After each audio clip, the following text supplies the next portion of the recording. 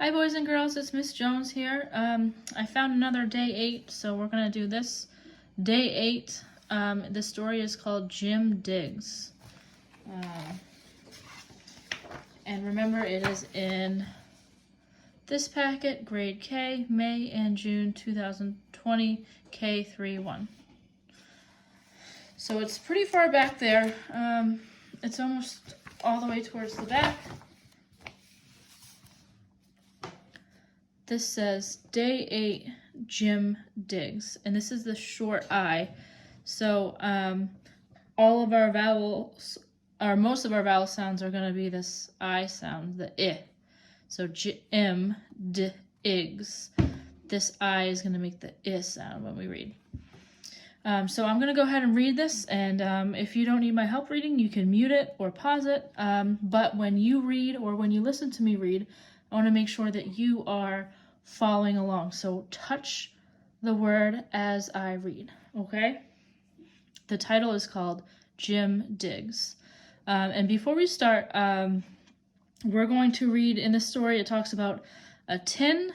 That is this word right here, tin. Tin is another name for, sometimes it's like a little box. I have an example here. I'll show you.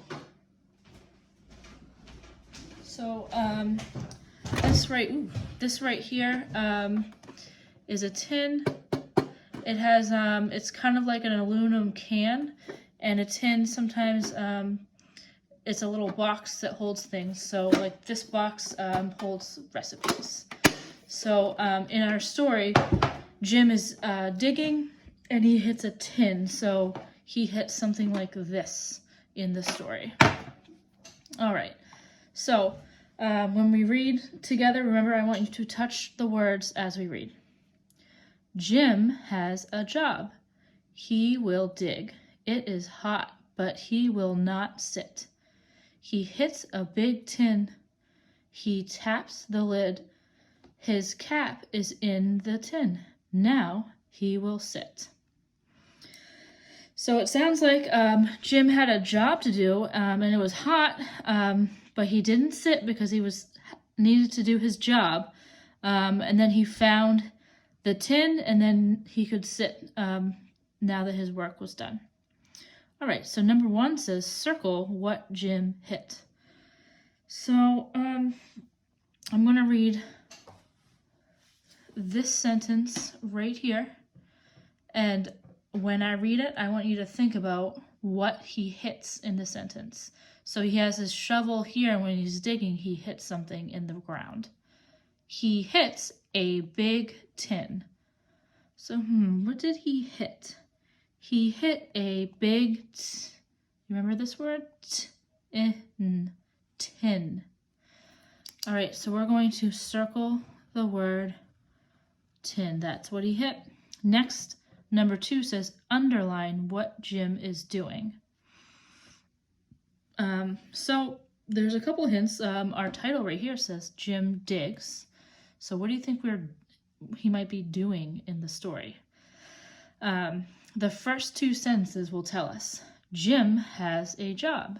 He will dig. Oh, so it says underline what Jim is doing. So the first sentence tells us that Jim has a job, and the next sentence tells us what that job is, what he's doing. He will dig. So I want you to underline in this sentence the word dig. So find this word, dig, D-I-G, dig. So it's in this sentence somewhere. You underline the word dig. That's going to be your job. All right, the last question says, why will Jim sit? Our choices are, he is tired. He found what he was looking for. It is time for bed. So it doesn't really tell us in our story why Jim sits. That's for us to infer or to think about. We're going to think about the clues the words and the text give us, and that might tell us why Jim was able to sit at the end. So I'm going to read the story again, and you think about in your mind when I read, why will Jim sit? So keep that in your brain when I read. Jim has a job. He will dig. It is hot, but he will not sit. He hits a big tin. He taps the lid. His cap is in the tin. Now he will sit. So you decide, did Jim sit because he was tired? He found what he was looking for, or it is time for bed. So this question number 3 is going to be up to you. You decide, did he sit because he was tired? He found what he was looking for. It is time for bed. So you decide.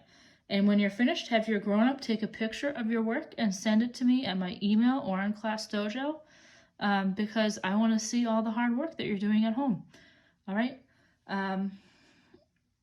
Make sure your grown-up takes a picture of this. Bye, boys and girls.